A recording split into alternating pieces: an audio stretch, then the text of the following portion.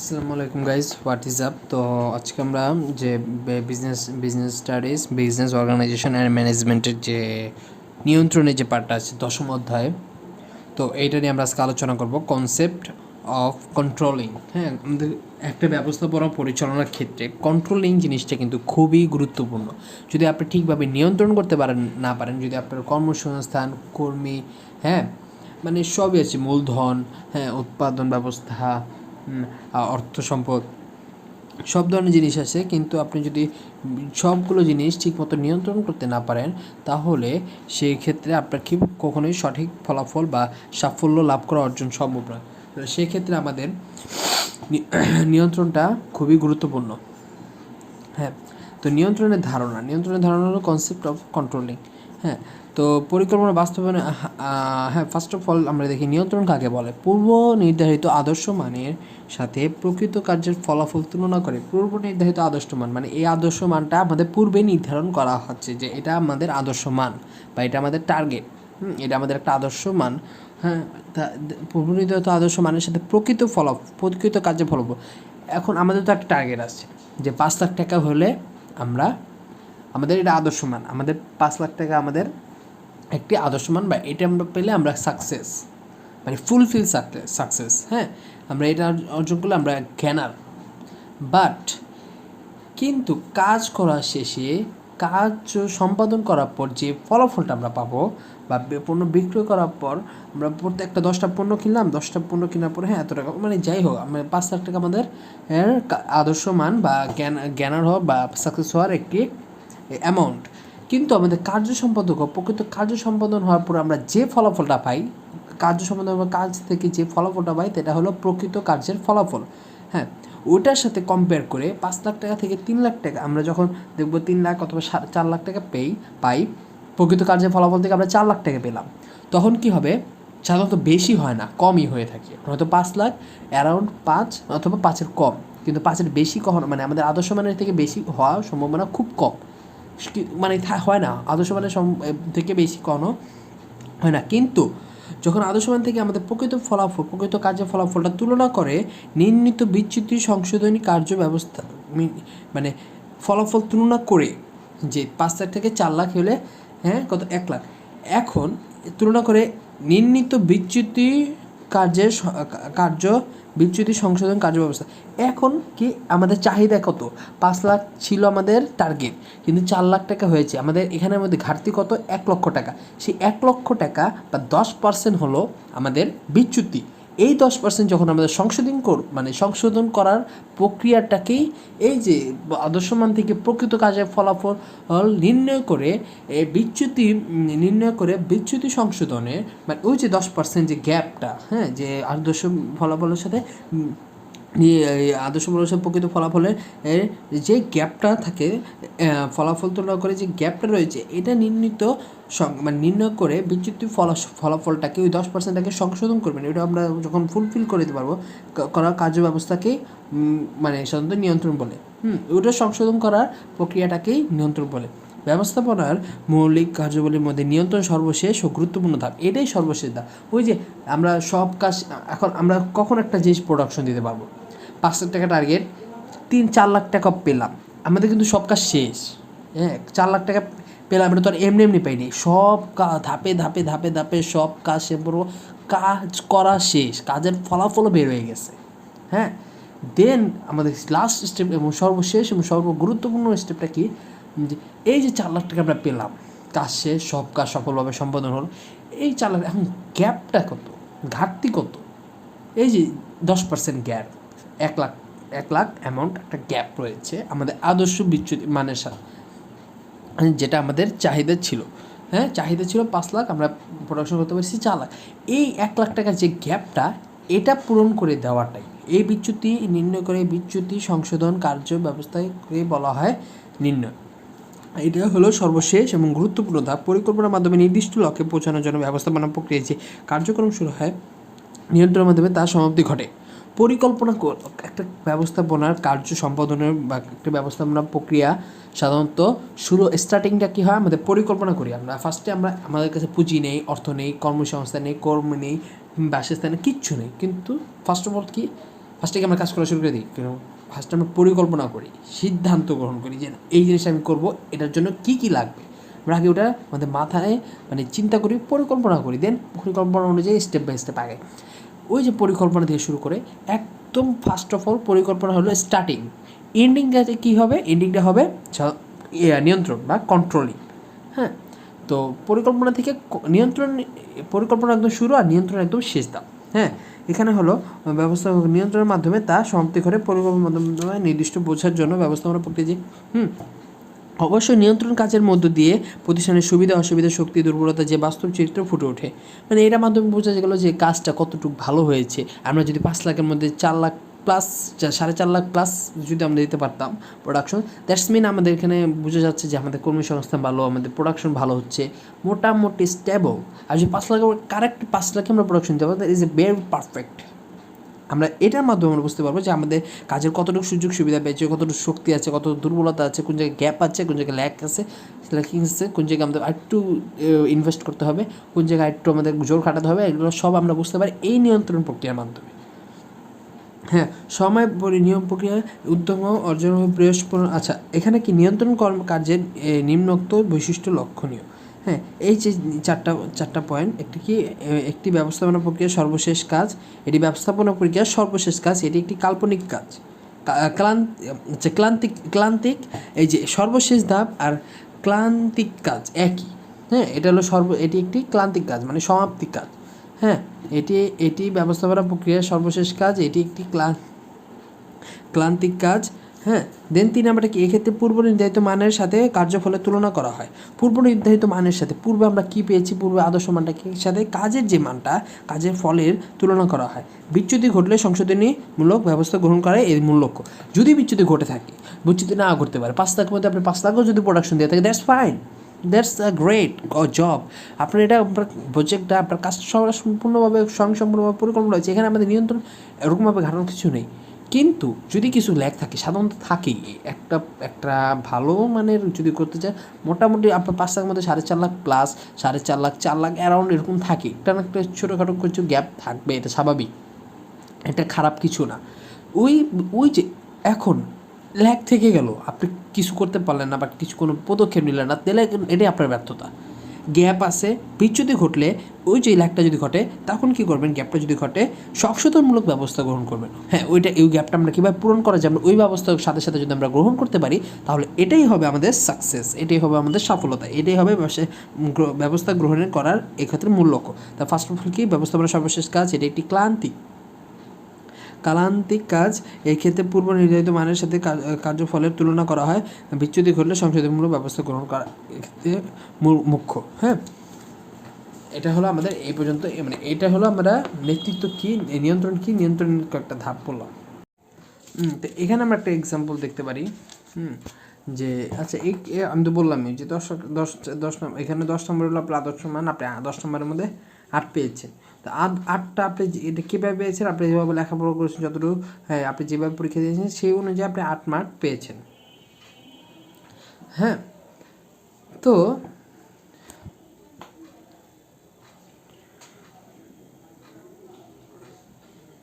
হ্যাঁ, তো 8 মার্ক পেয়েছে, এটাই হলো মানে 2%। হ্যাঁ, মানে 20% আর কি। হ্যাঁ, 2% বলা যায় এটা। হ্যাঁ, এই 2% হলো আপনার আদর্শ বিচ্যুতি, মানে বিচ্যুতি আর কি। আচ্ছা, তারপরে আমরা এখানে কি দেখতে পাচ্ছি,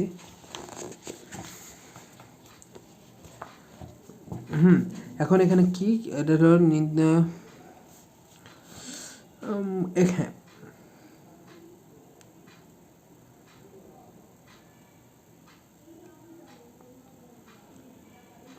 আচ্ছা, এখানে ওরকম কিছু নাই, আদর্শ মানে নির্ধারিত প্রকৃত ফলাফল পরিমাণ, প্রকৃত কার্যফলের সাথে আদর্শ মানের তুলনা, পার্থক্য নেতিবাচক। আচ্ছা, আমরা বৈশিষ্ট্যতে চলে যাই।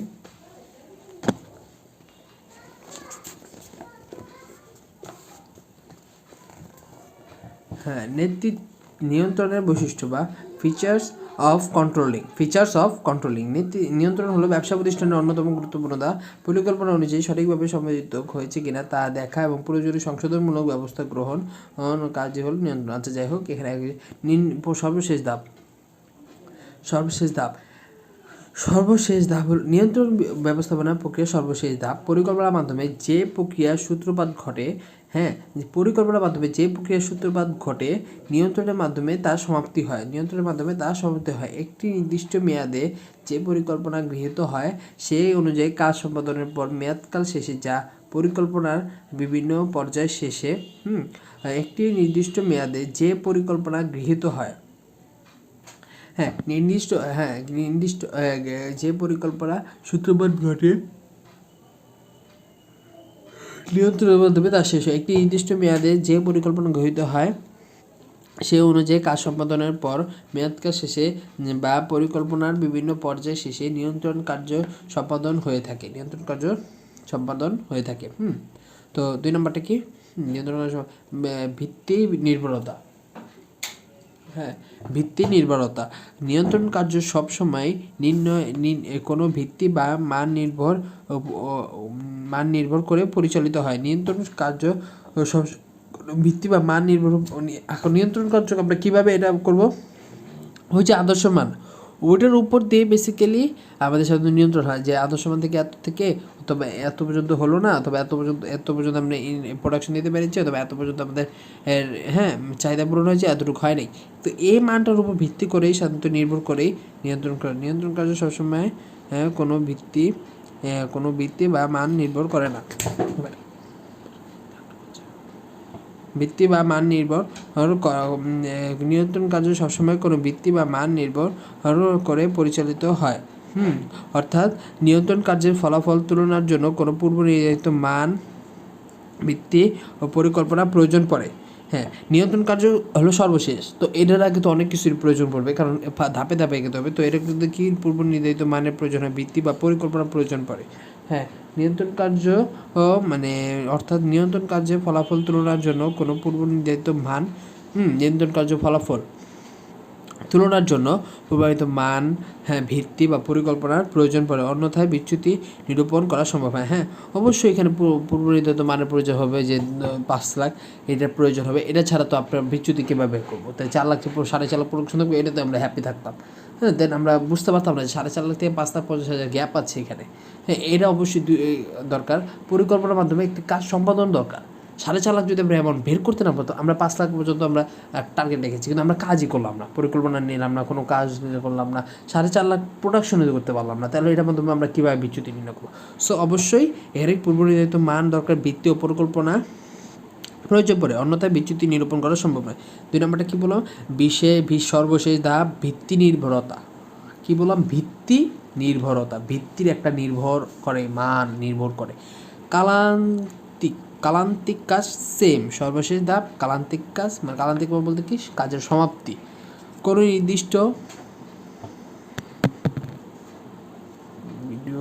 ছবি কি খোলা আসতেছে? আচ্ছা, কোন নির্দিষ্ট সময় পরে যে কাজ করা হয় তাকে কালান্তিক কাজ বলে। কোন নির্দিষ্ট সময়ের পরে যে কাজ করা হয় নিয়ন্ত্রণ কালান্তিক কাজ, কোনো প্রত্যাহিক কাজ নয়। নিয়ন্ত্রণ কালান্তিক কাজ কোনো প্রত্যাহিক কাজ নয়।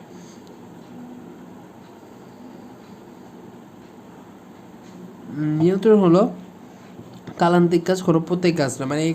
সেই কাল অবশ্যই একদিন, সপ্তাহ, মাস বা বছরে হতে পারে। সেই কাল অবশ্যই একদিন, সপ্তাহ, মাস বা বছরে। আমি বলি প্রত্যাহিক কাজ আর কালান্তিক কাজ আমি পার্থক্যটা। প্রত্যাহিক কাজ এটা প্রতিদিন করার প্রয়োজন পড়ে না, এটা একটা টাইম থাকে। আপনার একদিনও হতে পারে, একদিন পরে আপনি সেই ফলাফলটা নির্ণয় করতে পারেন। যদি সেটা 1 মাস, 1 সপ্তাহ হতে পারে, 1 মাস হতে পারে, অথবা কয়েক বছরও হতে পারে। সো এটাই হলো প্রতিদিনের প্রয়োজন পড়ে না, এটাই কেন একটা নির্দিষ্ট সময়ে এটা সম্পাদন করা হয়। সময় শেষেই কার্যফল পরিমাপ। অর্থাৎ সময়ের শেষেই কার্যফল পরিমাপ, পূর্ব নির্ধারিত মানের সাথে তার তুলনা ও বিচ্যুতি নিরূপণ শেষে সংশোধনমূলক কার্য ব্যবস্থা গ্রহণ করা হয়ে থাকে। তো এখানে কী বলছে? অর্থাৎ সময় শেষেই কার্যফল পরিমাপ, হ্যাঁ, সময় শেষে কার্যফল পরিমাপ, পূর্ব নির্ধারিত মানের সাথে তা তুলনা ও বিচ্যুতি নিরূপণ শেষে সংশোধনমূলক কাজ ব্যবস্থা গ্রহণ করা হয়ে থাকে। মানে কাজ শেষে পূর্ব নির্ধারিত কাজে অর্থাৎ সময় শেষে কার্যফল পরিমাপ, পূর্ব নির্ধারিত মানের সাথে তা তুলনা ও বিচ্যুতি নিরূপণ। আচ্ছা, 4 নাম্বারটা কি? অবিরাম প্রক্রিয়া। 7টা আছে, ভালোই আছে। হ্যাঁ, অবিরাম প্রক্রিয়া, যে প্রক্রিয়া একবার চালু হওয়ার পর কাজের সাথে মিল রেখে অব্যাহতভাবে চলতে থাকে তাকে অবিরাম প্রক্রিয়া বলে। যে প্রক্রিয়া একবার চালু হওয়ার পর কাজের সাথে মিল রেখে অব্যাহতভাবে চলতে থাকে তাকে অবিরাম প্রক্রিয়া বলে। নিয়ন্ত্রণ কালান্তিক কাজ হলেও এটি একটি ধারাবাহিক অবিরাম প্রক্রিয়া। এটা মাস্ট, এটা মানে এটা দরকার, এটা ধারাবাহিকভাবে চলবে, কিন্তু গ্যাপ দিয়ে হলেও এটা ধারাবাহিকভাবে চলবে। এটা আপনার কাজের উপর ভিত্তি করে অবিরামভাবে চলতে থাকবে। হ্যাঁ, এটি একটি ধারাবাহিক অবিরাম প্রক্রিয়া। যেখানে পরিকল্পনা অনুযায়ী কাজ চলে সেখানে কাজের সাথে মিল রেখে নিয়ন্ত্রণের কাজও চলবে। যেখানে পরিকল্পনাভাবে আপনার কাজ সম্পাদন হবে সেখানে অবশ্যই নিয়ন্ত্রণের কাজ চলবে, কার্য চলতে থাকবে। এর জন্য বলা হয় controlling is repetitive and never ending process of an organisation. Controlling is repetitive and never ending process of an organisation. হ্যাঁ, তো এই জন্য বলা হয় controlling is a repetitive and never ending process of an organisation. Okay, 5 নম্বরটা কি? ব্যাপ্তি। আমরা কী বললাম? সর্বশেষ ধাপ, ভিত্তি নির্ভরতা, ক্রান্তিক কাজ, অবিরাম প্রক্রিয়া। সর্বশেষ ধাপ, আমাদের এই পয়েন্টগুলো ইনশাল্লাহ আমরা পারবো। সর্বশেষ ধাপ, ভিত্তি নির্ভরতা, কালান্তিক কাজ, অবিরাম প্রক্রিয়া, ব্যাপ্তি। নিয়ন্ত্রণ, ব্যাপ্তি বা বিস্তার পরিকল্পনার ন্যায় প্রতিষ্ঠানের সকল স্তরে পরিব্যাপ্ত। নিয়ন্ত্রণ, ব্যাপ্তি, বিস্তার পরিকল্পনার ন্যায় প্রতিষ্ঠানের সকল স্তরে পরিব্যাপ্ত। প্রতিষ্ঠানের মূল পরিকল্পনার আলোকে প্রতিষ্ঠানের বিভিন্ন স্তর পরিকল্পনা প্রণীত হয়। অপর পর্যায়ে পরিকল্পনা হয় দীর্ঘমেয়াদী আর নিচের দিকে ক্রমান্বয়ে তা স্বল্পমেয়াদী হয়ে থাকে। অপর পর্যায়ে পরিকল্পনা হয় দীর্ঘমেয়াদী আর নিচের দিকে ক্রমান্বয়ে তা স্বল্পমেয়াদী হয়ে থাকে। ফলে যেখানে পরিকল্পনা কার্য মেয়াদ বা অন্তর্বর্তী মেয়াদ শেষ হয় সেখানে পরিকল্পনা কার্য পরিচালিত হয়। হ্যাঁ, মানে এখানে হলো বলা হয়েছে যে অপর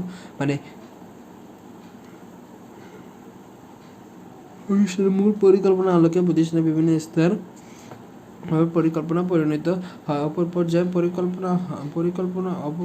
পরিকল্পনা হয় দীর্ঘমেয়াদে আর নিচের দিকে ক্রমান্বয়ে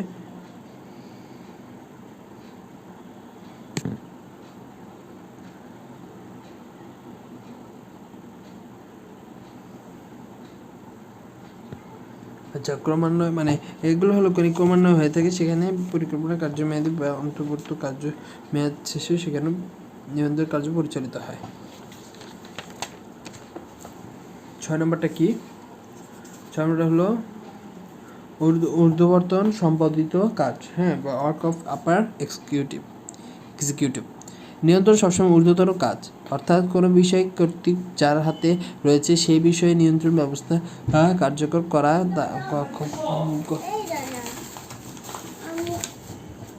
এই কার্য সম্পাদন করাই।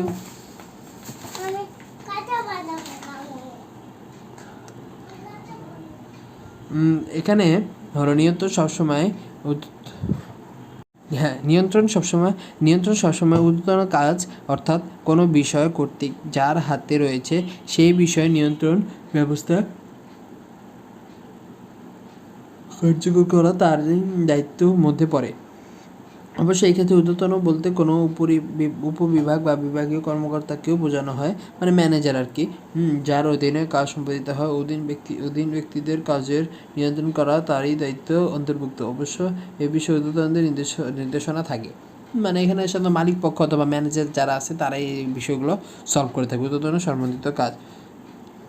হ্যাঁ, পরবর্তী পরিকল্পনা ভিত্তি। নিয়ন্ত্রণ প্রক্রিয়ার সর্বশেষ পর্যায়ে যে সংশোধনমূলক ব্যবস্থা গ্রহণ করা হয় তা মূলত বাস্তবায়ন ঘটে পরবর্তী পরিকল্পনার মধ্য দিয়ে। অর্থাৎ কার্যকর নিয়ন্ত্রণ ব্যবস্থা পরবর্তী পরিকল্পনার ভিত্তি হিসেবে গণ্য হয়। অর্থাৎ কার্যকর নিয়ন্ত্রণ ব্যবস্থা পরবর্তী পরিকল্পনার ভিত্তি হিসেবে গণ্য হয়।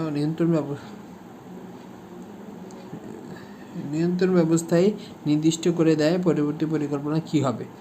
তাই বলা যায় যে এখানে হলো ব্যবস্থাপনা নিয়ন্ত্রণ কার্যের এবং কতগুলো স্বতন্ত্র বৈশিষ্ট্য রয়েছে যা এখানে এর কাছ থেকে পৃথক রূপদান করেছে। হ্যাঁ, তো এ পর্যন্তই আজকে আমাদের ভালোই একটু মোটামুটি বড় হয়েছে। তারপরে নিয়ন্ত্রণের গুরুত্ব, নীতিমালা, প্রক্রিয়া, পদক্ষেপ, কৌশল, একটা সূত্র দেখা যাচ্ছে, হয়ে যাবে ইনশাল্লাহ 2 দিনের মধ্যে। তো আজকে এই পর্যন্তই থাকে। সব ভালো থাকবেন, সুস্থ থাকবেন। আল্লাহ হাফেজ।